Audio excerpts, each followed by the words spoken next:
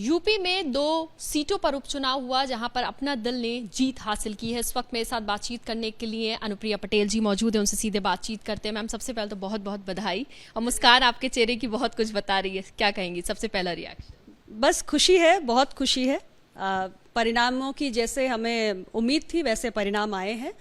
रामपुर स्वार से भी हमारे शफीक अहमद अंसारी जीत कर आए हैं और 96 मिर्ज़ापुर से भी रिंकी कोल जीत कर आई है। तो मेरे लिए पार्टी के अध्यक्ष के रूप में बहुत ही खुशी का मौका है।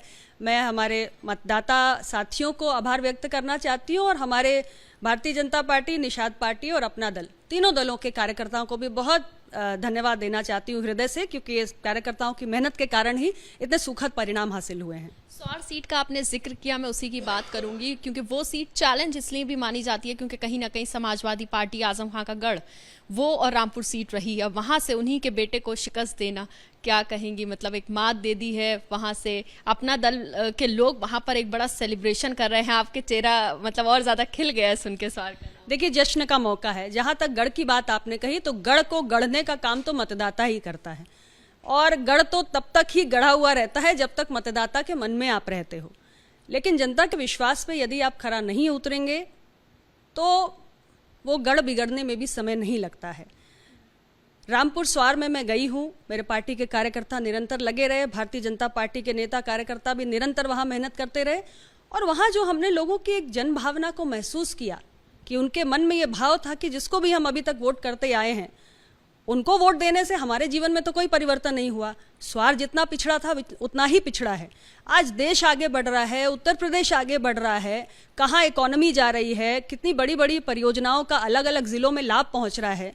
आखिर हमारे विधानसभा तक क्यों नहीं पहुंचा, कैसे पहुंचेगा? तो शायद हमें परिवर्तन करना चाहिए और स्वार की जनता ने परिवर्तन किया। एनडीए गठबंधन पे आज उत्तर प्रदेश की जनता को भरोसा है, समाज के हर वर्ग को भरोसा है।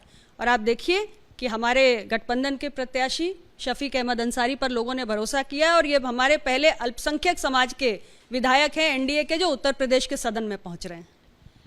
मैम, दूसरा सवाल आपसे यही है कि बीजेपी ने निकाय चुनाव में भी जीत अच्छी हासिल की, उसको किस तरह से देखती हैं आगे के लिए और कितनी आसानी है एक छोटे छोटे इलेक्शन से, छोटी छोटी जीत से?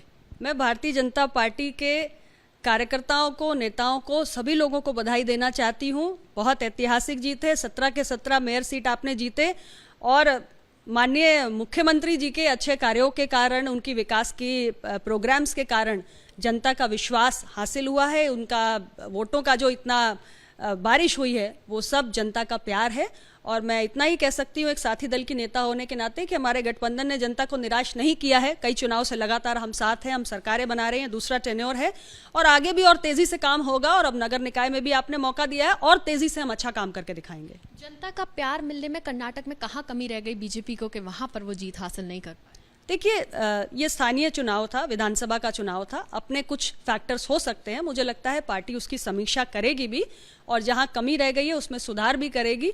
लेकिन निश्चित रूप से जो जनता ने डिसीजन दिया है, जो जनादेश आया है, उसको विनम्रता पूर्वक स्वीकार करना चाहिए और हार के कारणों की समीक्षा करनी भी चाहिए और पार्टी करेगी भी। अपना दल के लिए आगे 2024 की क्या रणनीति, क्या तैयारी, किस तरह से आगे बढ़ने की पूरे प्रयास में आप? देखिए, हम सब इस देश के प्रधानमंत्री माननीय मोदी जी के नेतृत्व में चल रहे हैं। हमारा गठबंधन, आज अपना दल लंबे समय से भारतीय जनता पार्टी का सहयोगी है और अब अगला जो हमारा 2024 का चुनाव है वो 5वां चुनाव होगा जो हम साथ लड़ेंगे। तो माननीय प्रधानमंत्री जी की जन कल्याणकारी नीतियों के कारण जो ज़मीन पर एक परिवर्तन हो रहा है आम व्यक्ति के जीवन में, उसको हम भी देख रहे हैं और उन नीतियों को, उन योजनाओं को पहुंचाने का एक माध्यम भी बन रहे हैं। और हमारी कोशिश होगी कि अगले चुनाव के लिए हम और मजबूती से गठबंधन के तौर पे काम करें, अच्छे हमारे सरकार के जो कार्य हैं उसको जनता के बीच में लेकर जाएं और एक बार फिर मोदी जी के नेतृत्व में एक मजबूत सरकार देश के अंदर बने। बहुत शुक्रिया बात करने के लिए। तो आपने सुना अनुप्रिया पटेल, जिनका साफ तौर से कहना है कि यूपी में 2 उपचुनाव सीटों पर जहां पर अपना दल ने अपने कैंडिडेट जो हैं उनके जीते हैं, उस पर उन्होंने उनको बधाई दी। और कर्नाटक में जहां पर बीजेपी ने हार इस वक्त बीजेपी की हुई है, उस पर उन्होंने कहा है कि जहां भी कमियां रही हैं उस पर समीक्षा की जाएगी। कैमरा पर्सन राजेश कुमार के साथ मदिहा, ABP न्यूज़, दिल्ली।